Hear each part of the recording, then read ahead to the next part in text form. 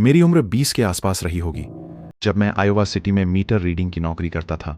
Meter reader वो आदमी होता है जो हर महीने आपके घर जाकर बिजली, गैस या पानी की खपत नोट करता है।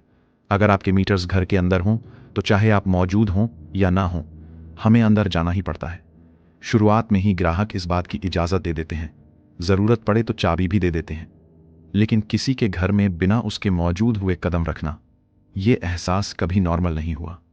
मैं चाहे जितनी ज़ोर से नॉक करूं, दिल के अंदर ये बेआरामी की चुभन रहती कि मैं उस प्राइवेट जगह में दाखिल हो रहा हूं जहां शायद मेरे कदमों की आवाज़ भी बेगानी लगती हो। घर की दीवारों के भीतर एक इंसान की असली दुनिया छिपी होती है। बाहर का हिस्सा तो बस एक दिखावा, एक इमेज, लेकिन जितना अंदर जाओ उतना उस शख्स की हकीकत सामने आने लगती है। और अगर किसी का सबसे कच्चा, सबसे सच रूप देखना हो तो उसके बेसमेंट में उतर जाइए। मुझे बेसमेंट पसंद नहीं, बिल्कुल नहीं। मैंने ऐसी दीवारें देखी थीं जिन पर दूर से स्टैटिक सी झिलमिलाहट लगती थी और पास जाकर मालूम हुआ कि वो असल में दौड़ती हुई रोचेस की परत थी। कॉबवेब्स इतने गाढ़े कि लगता जैसे किसी सूती मशीन ने अंदर विस्फोट कर दिया हो। चूहे, सांप, सड़ी बदबू, निगलेक्टेड बच्चे, पिटे हुए जानवर, स्क्वाटर लोग, हथियार, अजीबोगरीब सेक्सुअल सामान, एक चलती हुई मैथ सेटअप, और एक बार तो सचमुच एक कॉफिन भी देखा था। इन सब की कोई ना कोई वजह हो सकती है, कॉफिन को छोड़कर। लेकिन एक बेसमेंट एक ऐसा था जहां मुझे कुछ ऐसा मिला जिसने तर्क, समझ, कॉमन सेंस सब उड़ा दिए। और शायद इसी वजह से वो मेरे लिए सबसे ज्यादा डरावना था। ये एक पुराना अपार्टमेंट हाउस था, बाहर से उतना ही साधारण जितने उस मोहल्ले के बाकी घर। मैं पीछे के दरवाजे से अंदर गया और सीढ़ियों के ऊपर आ खड़ा हुआ। दीवार टटोलते हुए एक स्विच मिला, पर लाइट नहीं जली। मेरे पास फ्लैश लाइट नहीं थी। मीटर रीडिंग की जॉब में 5-6 घंटे पैदल चलना पड़ता था, तो हम जितनी कम चीज़ें ले जाएं उतना अच्छा। मैंने अपने हैंड हेल्ड डिवाइस की हल्की रोशनी जलाई। बस 1 फुट आगे का हिस्सा ही दिखाई देता था, दुनिया की सबसे बेकार लैंटर्न। उसी रोशनी के सहारे मैं बेसमेंट में नीचे उतर गया। नीचे पहुंचकर पूरा अंधेरा, भरा हुआ साइलेंस। मैं हाथ फैलाकर लगभग टटोलते हुए छोटे छोटे कदम बढ़ाता रहा। दिल में पता नहीं क्यों एक अजीब डर सा बैठ रहा था। आखिर मैं एक साइड तक पहुंचा और डिवाइस की रोशनी घुमाई। 2 छोटे रूम थे, दोनों के अलग दरवाजे। मैंने दाएं वाला रूम चुना, मीटर वहीं थे। मैं डेटा एंटर कर रहा था कि दूसरे रूम से आवाज़ आई। कोई हिला, जैसे बहुत हल्की, बहुत थकी हुई हलचल। फिर एक विम्पर, एक कमज़ोर सी सिसक। कुछ सेकंड में ही समझ आ गया, वो डॉग था। उसकी हालत आवाज़ से ही समझ में आ रही थी, कमज़ोर, डरा हुआ और शायद किसी कमरे में फंसा हुआ। मैंने रूम का डोर खोला, पर वो लॉक था। अंदर से स्क्रैचिंग की आवाज़ें आने लगीं। दिल दब सा गया। दफ्तर जाकर मैंने रिपोर्ट तो कर दी, लेकिन वो बेचैनी दिल में चिपक गई, जैसे आंखों के सामने वो बंद कमरा और अंदर विम्पर करता डॉग घूमता रहता था। पूरा महीना मैं उसी ख्याल में डूबा रहा।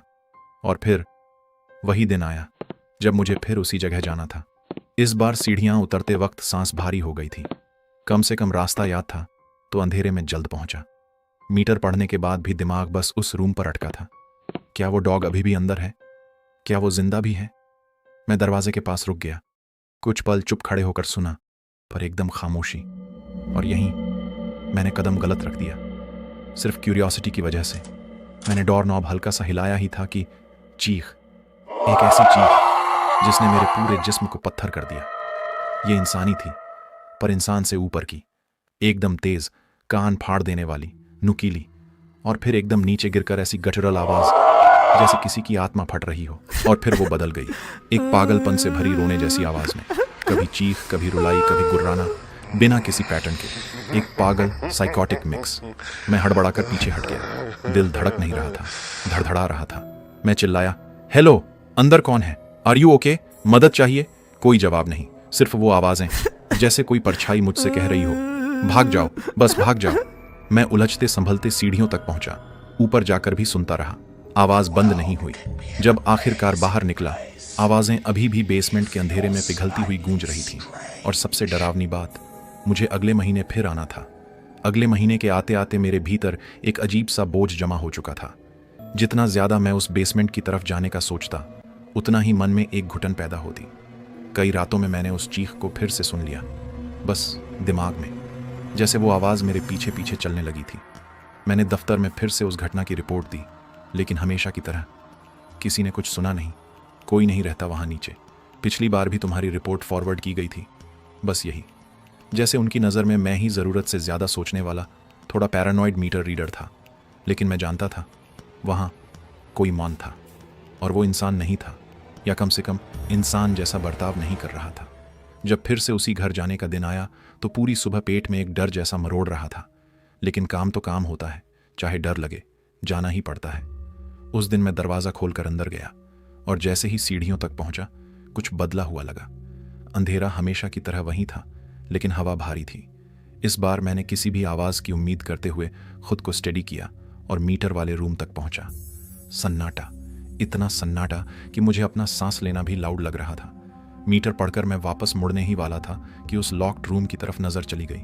खुद ब खुद उस दिन न कोई विम्पर न स्क्रैचिंग, बस डेड साइलेंस। कई हफ्ते निकल गए। धीरे धीरे वो दहशत पीछे छूटने जैसी लगी। मैंने खुद को समझाया कि शायद उस दिन जो सुना वो किसी मेंटली अनस्टेबल आदमी की आवाज़ रही होगी, या शायद किसी जानवर की, शायद एको, शायद मेरा ही ब्रेन मिसफायर। लेकिन फिर जिंदगी ने एक अजीब ट्विस्ट दिया।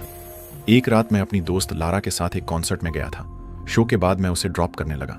उसकी नई जगह मुझे पता नहीं थी, तो वो रास्ता बताते हुए घर की तरफ ले जा रही थी। मैं पूरी तरह म्यूजिक के बारे में बात कर रहा था, ज्यादा ध्यान नहीं दे रहा था कि हम किस स्ट्रीट पर जा रहे हैं। तभी उसने एक घर की तरफ इशारा किया। बस वो सामने वाला मेरा घर है। मैंने स्टीयरिंग पर हाथ जकड़ लिए। दिल जैसे 2 सेकंड के लिए रुक गया। वो ऊसियन घर में शिफ्ट हो गई थी, वही बेसमेंट वाला, वही लॉक्ड रूम, वही चीखें। मैंने अनायास कहा, ये घर? सुन, ये थोड़ा अजीब लगेगा, लेकिन क्या तुमने इस घर के बेसमेंट के बारे में कुछ महसूस? मैं बात पूरी करता उससे पहले ही उसने हड़बड़ा कर कहा, हाँ, वहां एक पागल आदमी रहता है नीचे, क्रेजी।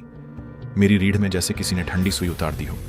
उसने डोरवे से उतरते हुए मेरी तरफ देखा और बोली, तुम यकीन नहीं करोगे, मैंने उसे एक बार सामने देखा भी है। अब मेरी रूह सचमुच कांपने लगी थी। मैंने पूछा, कैसा था वो? लारा ने ड्राइववे में खड़ी होते हुए कहा, अजीब, बहुत अजीब। मैं कार की तरफ जा रही थी और वो लॉन में खड़ा था, बिल्कुल मोशनलेस, जैसे स्टैच्यू। मैंने पलकें झपकना भूल गया था। वो आगे बोली। मैंने उसे फ्रेंडली सा हाई कहा। उसने कोई एक्सप्रेशन नहीं दिया, बस अचानक अपनी जीभ बाहर निकाली, फिर एकदम अंदर खींच ली, जस्ट लाइक दैट, और फिर से फ्रीज हो गया। उसकी बात सुनते ही मुझे याद आया, वो चीख, वो लॉक्ड रूम, वो डार्कनेस, और अचानक मुझे समझ में आने लगा कि शायद उस चीख के पीछे किस तरह की दिमागी हालत होगी। कुछ हफ्तों तक मैं इस नए ट्रूथ को लेकर उलझा रहा। अब मुझे पता था कि वो कोई भूत प्रेत नहीं था, वो एक आदमी था, एक ऐसा आदमी जिसकी मानसिक हालत शायद खतरनाक हद तक टूट चुकी थी। और फिर एक दिन मैं उससे आमना सामना हो गया। उस दिन मैं मीटर रीडिंग के लिए उसी घर आया जैसे हर महीने आता था।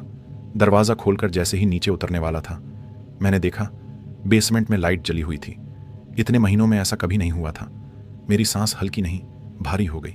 मैंने सीढ़ियों में से झांका। नीचे एक डॉग खड़ा था, वही डॉग, वही कमज़ोर, हड्डियां निकली हुई परछाई सा शरीर, और उसके पीछे मैंने 2 नंगे पैर देखे।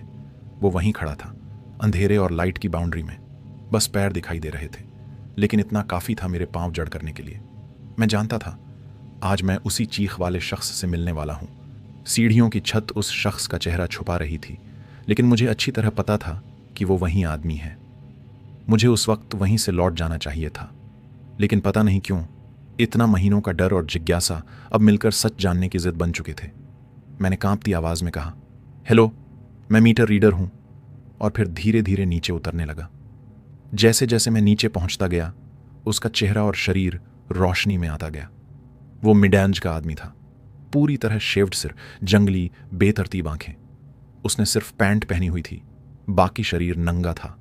उसका शरीर बेहद सूखा हुआ, पतला और नसों से भरा हुआ था, जैसे कोई इंसान जो कभी आराम ही ना करता हो। मैंने उसे फिर बताया कि मैं मीटर नोट करने आया हूं, और हैरानी की बात, वो मुझसे एकदम नॉर्मल तरीके से बात करने लगा। आवाज़ का टोन और पिच बहुत अजीब थी, लेकिन बातें एकदम वैसी ही थीं जैसी आम लोग मीटर रीडर से करते हैं। एक पल को तो मुझे लगा शायद ये वही आदमी नहीं है, शायद यह किसी और का मामला था, लेकिन उसकी हरकतें धीरे धीरे मेरा भ्रम तोड़ने लगी। मैं मीटर पढ़ रहा था और वो आदमी मेरे पीछे इधर उधर घूम रहा था, तेज रफ्तार से, लगातार अपने हाथ मल रहा था। कभी अचानक गर्दन एक तरफ जोर से मोड़ देता। उसकी सांसें भारी हो रही थीं, और बीच बीच में वो अजीब सी आवाज़ें निकाल देता, जैसे आह या ऊह। वो इन आवाज़ों को दबाने की कोशिश कर रहा था। लेकिन लग रहा था जैसे उस पर उसका खुद का कोई नियंत्रण नहीं रहा हो। मैं डर के मारे पसीने पसीने हो चुका था। मैं धीरे धीरे एग्जिट की तरफ बढ़ने लगा। वो मेरे पीछे पीछे आ रहा था। उसकी आवाज़ें तेज़ होती जा रही थीं। जैसे ही मैं सीढ़ियों तक पहुंचा, मैंने उसे ठीक है मैं चलता हूं जैसा कुछ कहा, और फिर मुड़ते ही वो चीख उठा। वही चीखें, वही नर्क सी आवाज़ें जो मैंने उस बंद कमरे से सुनी थी। तेज़, तीखी, असहनीय चीखें जो इंसान तो क्या किसी भी जीव से मेल नहीं खाती थी। मैं जान बचाकर भागा। सीढ़ियां दो दो करके चढ़ी, दरवाज़ा खोला और बाहर निकलकर सीधे रोशनी में आ गया। आसमान देखने का एहसास ऐसा था जैसे मैं किसी भूतिया गड्ढे से निकला हूं। कुछ महीने बाद मेरे घर पर कुछ दोस्त आए थे। लारा भी थी। मैं बड़ा उत्साहित था उसे सब बताने के लिए, लेकिन जब मैंने सारी बात बताई, मैंने देखा कि उसका चेहरा उतरने लगा। शायद उसके पास इससे भी भयानक कुछ था। वो बोली, कुछ हफ्ते पहले मैंने उसे पुलिस वालों के साथ देखा था। उसने बताया कि एक रात उसकी विंडो से फ्लैशिंग लाइट्स दिखाई दी। नीचे देखा तो 2 पुलिस वाले उसी बेसमेंट वाले आदमी को स्क्वाड कार में डाल रहे थे। बाद में किसी टेनेंट से पता चला उस आदमी ने किसी पर चाकू से हमला किया था। उसके बाद वो कभी दिखाई नहीं दिया। आज तक नहीं पता कि उस बेसमेंट का आदमी कहाँ गया। उम्मीद तो बस यही है कि शायद उसे कोई ट्रीटमेंट मिला हो, क्योंकि इसका दूसरा ऑप्शन सोचने लायक भी नहीं। और एक बात मैंने समझ ली, डरने की हमेशा एक वजह होती है। The world can be an amazing place if you're slightly strange.